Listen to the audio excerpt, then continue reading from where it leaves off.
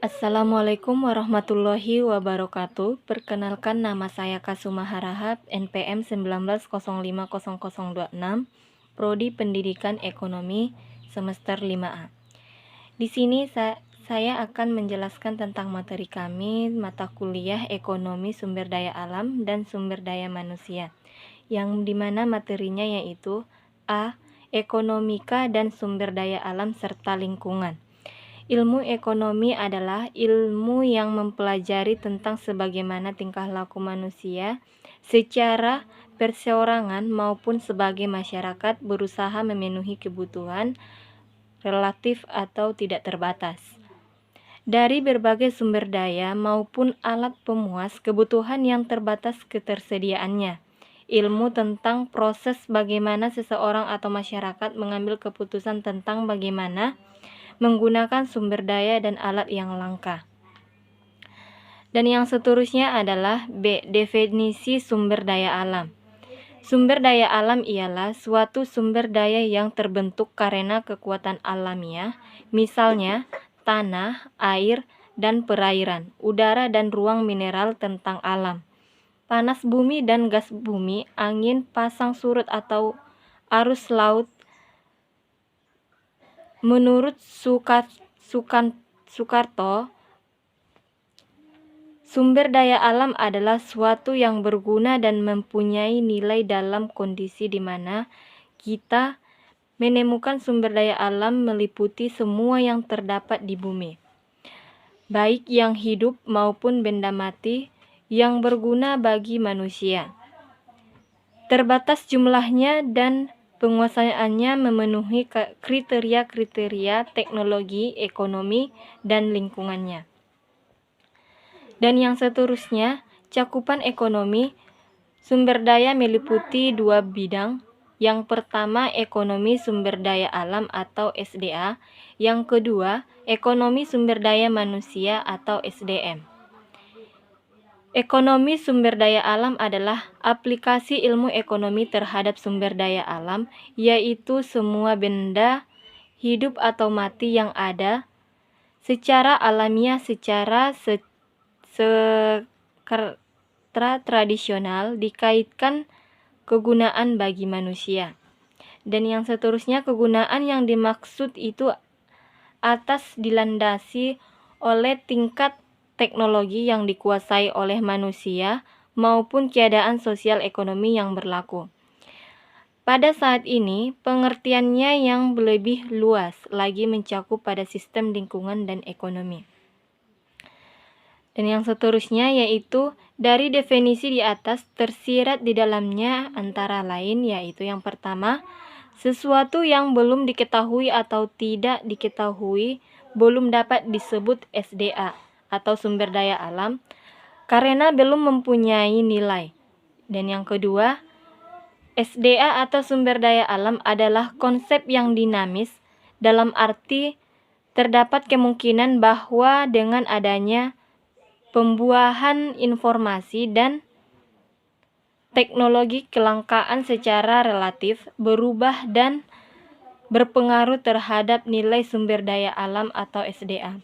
Dan yang ketiga yaitu karena sumber daya alam terjadi secara alami, maka barang-barang yang dihasilkan manusia dengan mengkombinasikan alam, tenaga, modal, dan teknologi tidak dapat disebut sebagai sumber daya alam.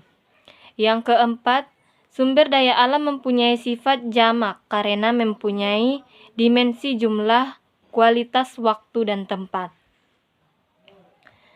Dan yang seterusnya yaitu ekonomi sumber daya manusia atau SDM merupakan penerapan ekonomi pada analisis sumber daya manusia.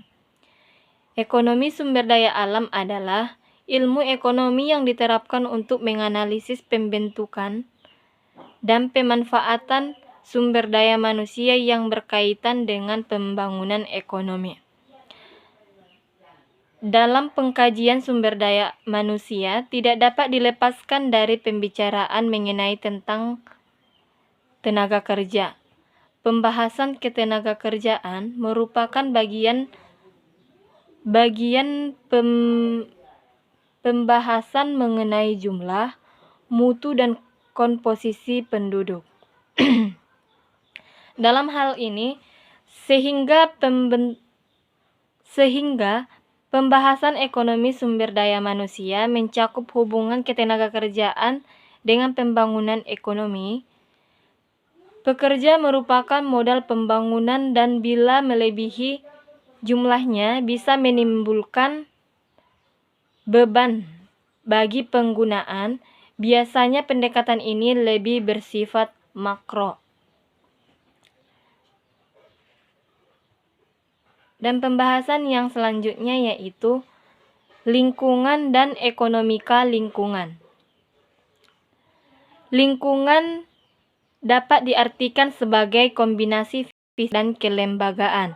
Kondisi fisik mencakup keadaan sumber daya alam seperti tanah, air, energi, surya, udara, mineral, serta flora dan fauna yang tumbuh di atas tanah maupun di dalam lautan.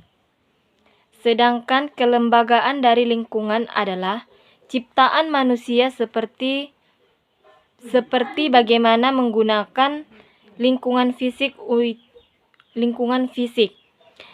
seperti meliputi pula apa yang dianggap orang sebagai sesuatu yang bernilai tinggi dalam penggunaan sumber daya alam.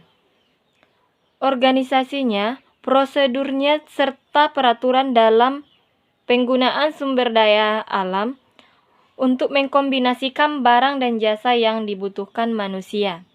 Oleh karena itu, pengelolaan nilai lingkungan sekaligus merupakan masalah teknik dan masalah sosialnya.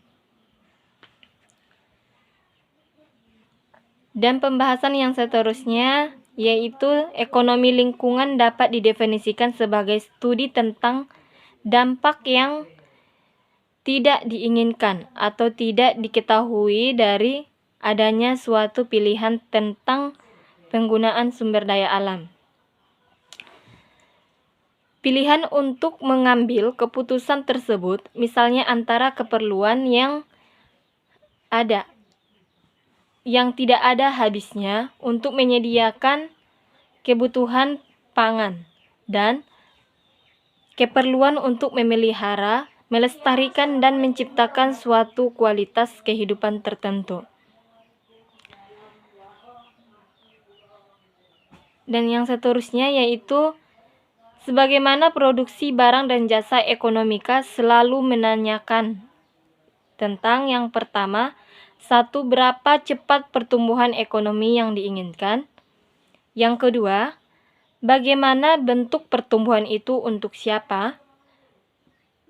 Produksi barang dan jasa akan dibagikan serta yang ketiga, siapa yang harus membayar biayanya dan di mana pembangunan untuk dilaksanakan.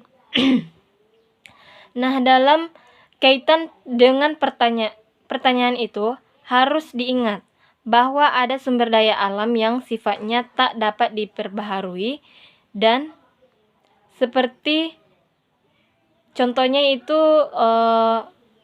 sumber daya alam yang dapat diperbaharui contohnya seperti minyak bumi, batu bara, mineral, serta sumber daya alam yang dapat diperbaharui seperti air, hutan, dan sebagainya.